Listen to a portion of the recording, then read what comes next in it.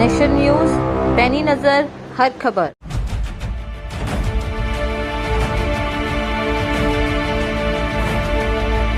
शहामतगंज चौराहा स्थित जिला कांग्रेस कमेटी के जिला कार्यालय पर उत्तर प्रदेश कांग्रेस कमेटी के पुनः प्रवक्ता अथवा पैनलिस्ट नियुक्त होने पर गुरुजी डॉक्टर केबी त्रिपाठी का जिला कांग्रेस कमेटी की ओर से आयोजित स्वागत समारोह में जोरदार स्वागत किया गया। स्वागत समारोह की अध्यक्षता जिला कांग्रेस कमेटी के अध्यक्ष मिर्जा अशफाक सकलैनी ने की और संचालन जिला उपाध्यक्ष दिनेश दद्दा ने किया।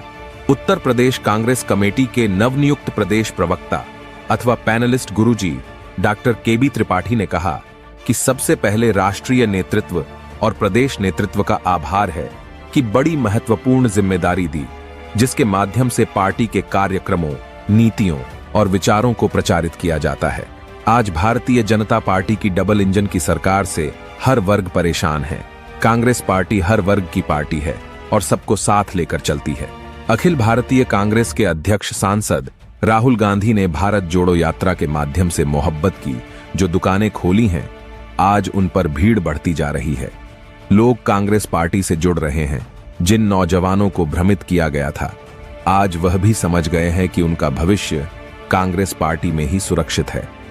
अब हम सभी की यह जिम्मेदारी है कि नियुक्त किए गए प्रदेश अध्यक्ष अजय राय के नेतृत्व में उत्तर प्रदेश से आगामी लोकसभा चुनावों में बड़ी संख्या में सांसदों को जिताकर भेजें।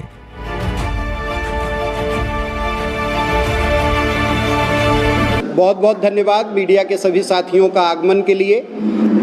अखिल भारतीय कांग्रेस कमेटी के परम आदरणीय सम्मानित राष्ट्रीय अध्यक्ष श्री मल्लिकार्जुन खड़गे साहब के नेतृत्व में और हमारी पार्टी की श्रद्धेय नेता श्रीमती सोनिया गांधी जी, जननेता और जनप्रिय जननायक के रूप में उभर रहे राहुल गांधी जी और हम सबकी सर्वप्रिय नेता प्रियंका गांधी जी के मार्गदर्शन में उत्तर प्रदेश कांग्रेस कमेटी के नवनियुक्त प्रदेश अध्यक्ष माननीय श्री अजय राय ने कल अपनी मीडिया की टीम घोषित की है, जिसमें सौभाग्य से मुझे पुनः प्रदेश प्रवक्ता मीडिया पैनलिस्ट की जिम्मेदारी दी गई है। इसलिए मीडिया के बरेली के सभी साथियों से वार्ता के लिए जिला कांग्रेस कमेटी पर हम आपके समक्ष आए हैं। चूँकि नई हमारी कमेटी बन रही है, नए संकल्प हैं, नए विचार हैं और नई ऊर्जा और नए जोश के साथ हम काम कर रहे हैं। 2024 के चुनाव से पहले दूसरे चरण की भारत जोड़ो यात्रा राहुल गांधी जी 2 अक्टूबर से प्रारंभ करने जा रहे हैं और इस समय देश में और प्रदेश में एक लहर सी चल रही है कांग्रेस के पक्ष में। जिस तरह से 2013 और 14 में इस देश के सामने झूठ परोसा गया और इस देश को बरगलाया गया और कांग्रेस को खलनायक घोषित किया गया और कहा गया कि राहुल जी और सोनिया जी तो बचे हुए समय जेल में ही बिताएंगे, लेकिन सच्चाई की अपनी ताकत होती है।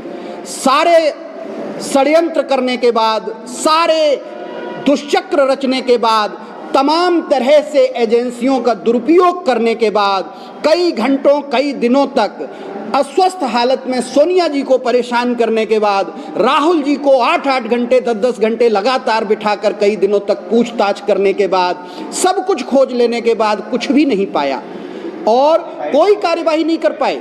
ऐसे समय में जब देश ने देखा कि सच्चाई कहाँ है, देश को बना कौन रहा है, आप सोचिए आज देश सौभाग्य से 70 सालों में कांग्रेस ने जो अपनी नीतियां बनाई थी, जिसके चलते आज दुनिया के देशों की अग्रिम पंक्ति में खड़ा है, लेकिन यही देश उन दिनों में जब यहाँ अनाज नहीं था, देश के प्रधानमंत्री को घोषणा करनी पड़ी थी शास्त्री जी को कि सप्ताह में 1 दिन का व्रत किया जाए, एक समय में 1 अनाज खाया जाए, 1 टाइम खाना खाया जाए, जिससे सबको खाना मिल जाए। जब देश में अन्न नहीं था, उससे पहले नेहरू ने इसरो की स्थापना की थी और उसी इसरो के चंद्रयान 1, चंद्रयान 2 और चंद्रयान 3 ने आज चंद्रमा की सतह पर सॉफ्ट लैंडिंग की है।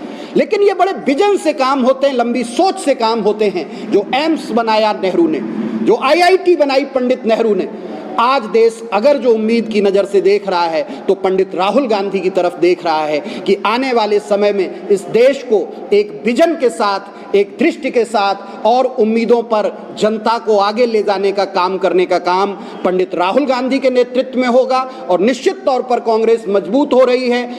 चाहे वो दक्षिण भारत की आप बात करें, कर्नाटक की जीत को आप देखिए, आप देवभूमि हिमाचल की बात करें, आप किसी भी हिस्से में जाएं, आज हर तरफ कांग्रेस को दोबारा याद किया जा रहा है, क्योंकि जितने भी जुमले दिए थे इस भारतीय जनता पार्टी ने, ये जुमला पार्टी है, भारतीय जुमला पार्टी। ईवीएम को इन्होंने बीवीएम बना दिया है, भाजपाई वोटिंग मशीन। लेकिन अब चाहे जैसी मशीन आप बनाएं, इस समय देश में हर तरफ से आवाज आ रही है कि सिर्फ एक ही चिन्ह के आगे बटन दबेगा और वो है हाथ का पंजा। और राहुल जी को मजबूत किया जाएगा और राहुल जी देश की कमान संभालेंगे। और आप देखिएगा कि जो 10 साल मनमोहन सिंह जी ने आर्थिक नीतियां इस देश को दी थी, उनकी बदौलत आज हमारी अर्थव्यवस्था इतनी मजबूत हुई है। लेकिन उसमें दुर्भाग्य से भारतीय जनता पार्टी ने, जो कांग्रेस ने यहाँ पे जमींदारी खत्म की थी और जमीन पर जो राजाओं और नवाबों का कब्जा था उसको छुड़ाकर आम जनता को जमींदार बनाया था, सबके पास जमीन के टुकड़े आ गए थे, सबकी रोजी रोटी चल रही थी, आज इन्होंने दोबारा से उसको छीनकर दोबारा से वापस करके पूंजीपतियों को देना शुरू किया है। इसीलिए प्रधानमंत्री मोदी जी की इन्हीं नीतियों के कारण 700 किसानों ने अपनी जान गंवाई है। मैं तो कहता हूं कि उन 700 जानों की, उन 700 की हत्या की जिम्मेदारी प्रधानमंत्री मोदी की होनी चाहिए। और ऐसे प्रधानमंत्री को एक पल अधिकार नहीं होना चाहिए देश के नेतृत्व करने का कि आपकी हठधर्मिता के चलते पहले तो आप कहते हैं किसान नीतियां किसानों के पक्ष और 1 साल बाद कहते हैं किसान हितों में नीतियां वापस ले ली आपने। लेकिन आपने 700 हत्याएं की हैं, ये देश आज जवाब मांग रहा है और 2024 में जवाब मिलेगा जब एक तरफ से पूरे देश में राहुल गांधी के नेतृत्व में आंधी चलेगी। तो इसी पर बात करने के लिए आज आप सभी को आमंत्रित किया था। जिला कांग्रेस कमेटी के सम्मानित अध्यक्ष आदरणीय मिर्जा अशफाक सकलैनी साहब का बहुत बहुत धन्यवाद कि उन्होंने पूरी टीम के साथ मिलने का एक सुंदर अवसर दिया, सबसे विचार विमर्श हुआ और निश्चित तौर पर बरेली में कांग्रेस मजबूत होगी, पूरे प्रदेश में कांग्रेस मजबूत होगी, देश में सरकार बनेगी। बहुत बहुत धन्यवाद। निश्चित तौर पर कांग्रेस से होगा। हमारे प्रदेश अध्यक्ष ने कल स्टेटमेंट दिया है कि इंडिया का नेतृत्व कांग्रेस कर रही है। राजनीति में चर्चा परिचर्चा विमर्श रहता ही रहता है, लेकिन देश की आवाम जो निर्णय लेती है उसका सब लोग सम्मान करते हैं। कांग्रेस बड़े जमीन और बड़े धरातल की पार्टी है, सबको सम्मान देती है, लेकिन 24 के चुनाव के परिणाम अपने आप तस्वीर साफ कर देंगे, तस्वीर स्पष्ट हो जाएगी। लोकतंत्र में तो सिर्फ संख्या बल महत्वपूर्ण होता है, संख्या जिसके साथ होगी वो नेतृत्व करेगा। आज संख्या बल दुर्भाग्य से नरेंद्र मोदी के साथ है, तो नरेंद्र मोदी जी प्रधानमंत्री जी के रूप में अपना नेतृत्व कर रहे हैं, लेकिन माननीय प्रधानमंत्री का पद उसी को मिलेगा जो लोकतंत्र में संख्या बल रखता होगा।